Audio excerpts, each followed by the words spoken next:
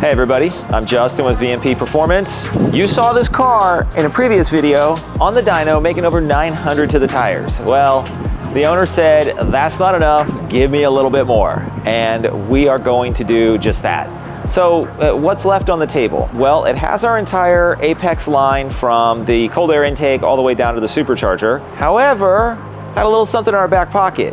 The owner had us set this up with ID1300 injectors and fuel pump boosters.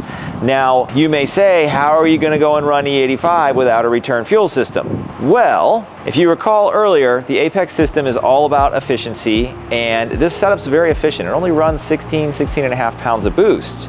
So you can run E85 and not have to really struggle with fuel delivery at that boost level, but still get all the benefits of E85. So we're gonna run this thing on the dyno and see how it does.